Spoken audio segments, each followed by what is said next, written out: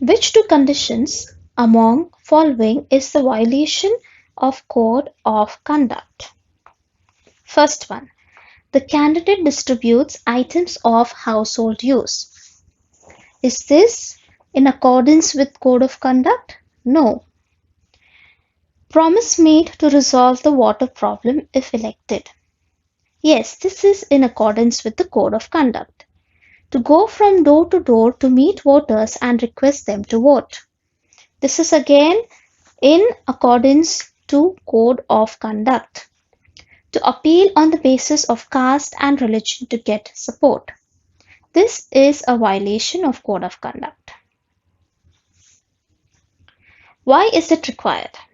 When candidates having only the condition of age as eligibility, why should they give other information to Election Commission? Now the Constitution says that whether we contest elections for state legislature or the Lok Sabha or the Rajya Sabha, one of the basic criteria is age and the other one is being a citizen of the country. Then why does the Election Commission ask for other details?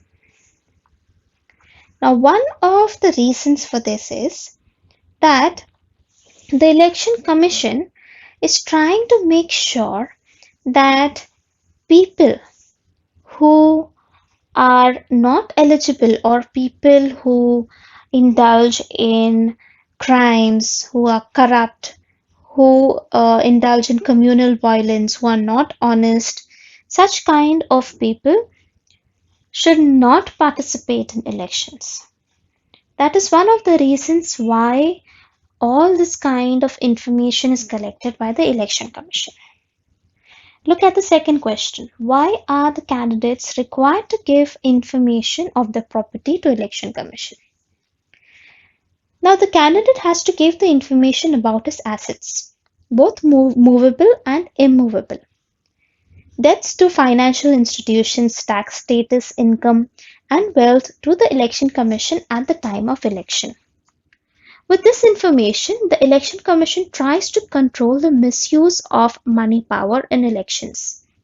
The voters are able to know more about the candidates and make their own choices. They understand whether the candidate has earned property through hard work or through corrupt practices.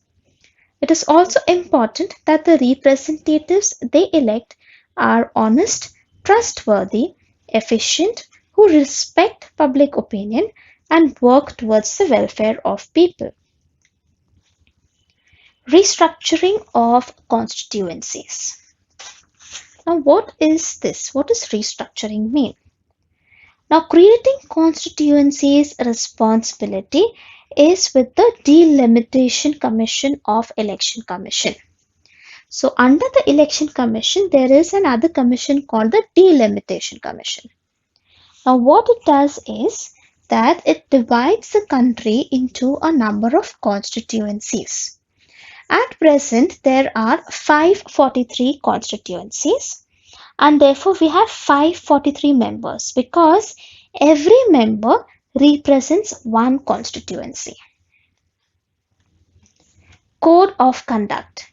Now, code of conduct is used to control malpractices during elections.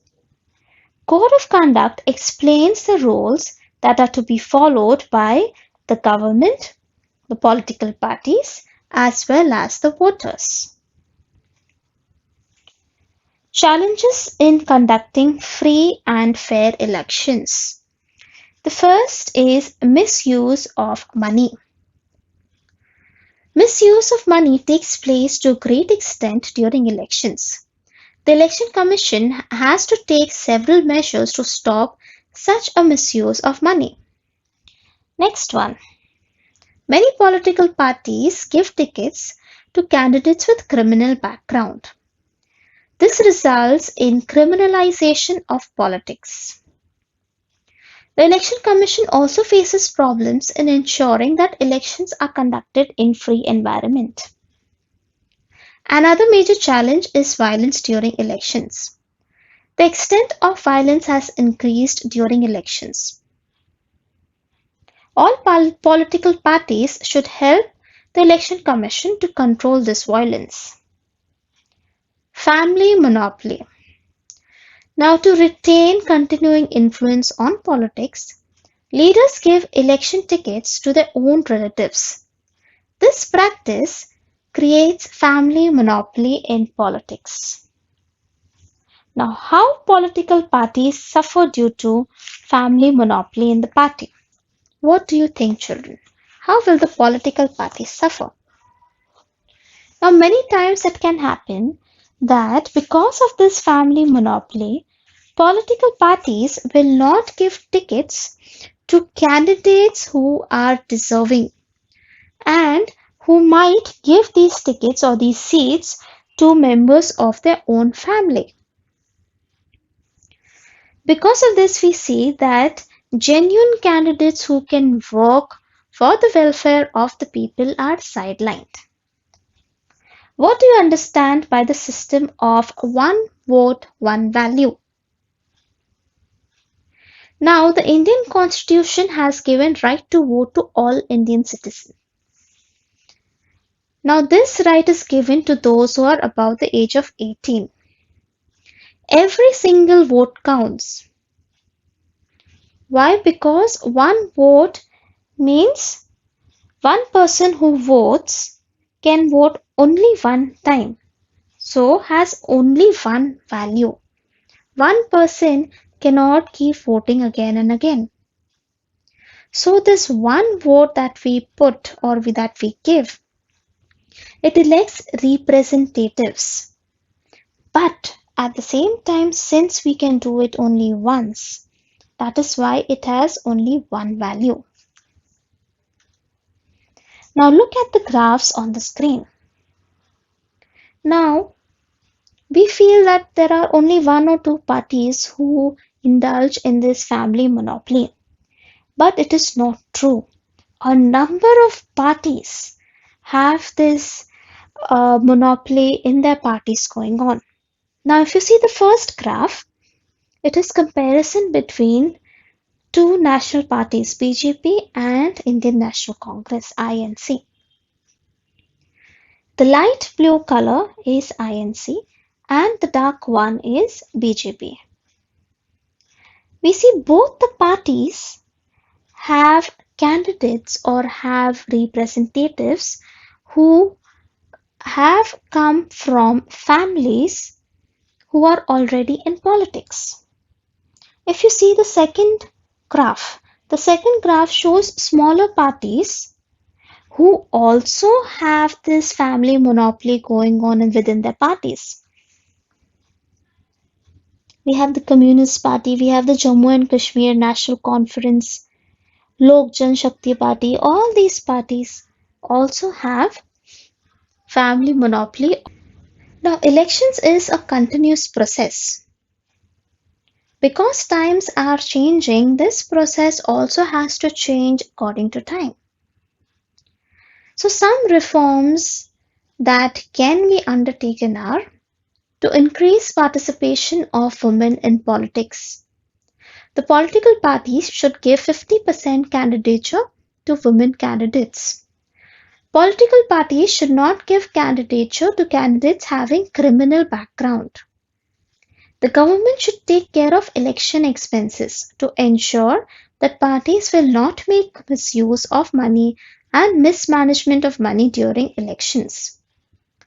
Representation of the People's Act should be amended so that candidates having criminal background would not be able to participate in elections.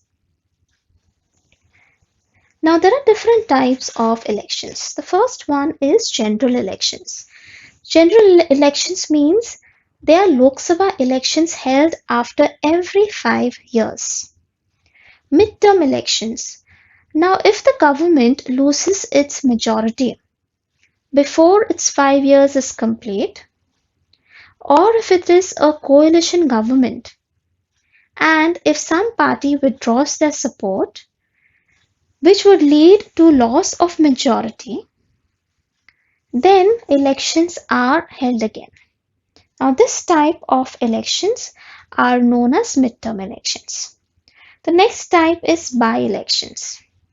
Now, if an elected member or representative, whether in Lok Sabha or Vidhan Sabha or any local self-government resigns or dies, the elections are held for that particular vacant seat. This is called by-elections. Now let us look at the process of elections. The first step is establishment of constituencies, followed by finalizing voters list. After the voters list is finalized, there is nomination of candidates and scrutiny of the nomination forms. After the scrutiny, after the applications are filled, then the election campaign begins. After the election campaign, a specific date or a limit is set till which the election campaign can be carried out. After that are the actual voting dates that are given. After the voting is completed, all the phases are done, then the votes are counted. After counting of votes, the results of elections are declared. And after the elections results are declared, there might be some disputes that arise. So the last step is resolution of any disputes regarding elections. Now, journey from ballot boxes to EVM machines. Now we saw how in the first elections of 1951-52, ballot boxes were used. Why was this used? One of the reasons was because most of the voters were illiterate. Now, as the election process or the electoral process changed or reformed, the ballot boxes were replaced by EVM machines. This happened from the decade of 1990s. Now, many things because of this machine became possible. If the voters did not want to vote for any candidate, they could still go to the voting machine and they could opt for the none of the above option. Now this option can be given only because of this machine. This machine has also made it easy for disabled people to vote. It reduced the cutting of trees for paper and thereby helped in protection of environment.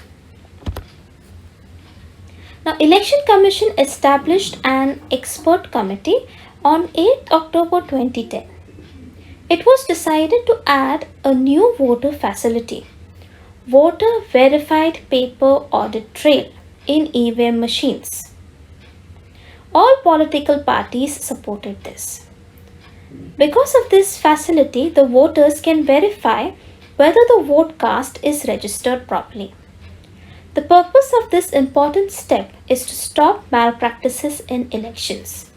So children, what happens is when the person who goes to vote presses the button for a particular candidate, a paper comes from the voter verified paper audit trail machine. There is another box next to the EVM machine. In that, a slip of paper comes out which has the election symbol and the details of the candidate that we have voted for. Now this paper falls inside the box itself. We do not get the paper, but when we look at the paper, we will come to know that yes, I pressed button for this particular candidate and my vote has gone to this candidate only and not to anyone else. So children, with this we complete explanation for this lesson. Thank you for listening. Goodbye and take care.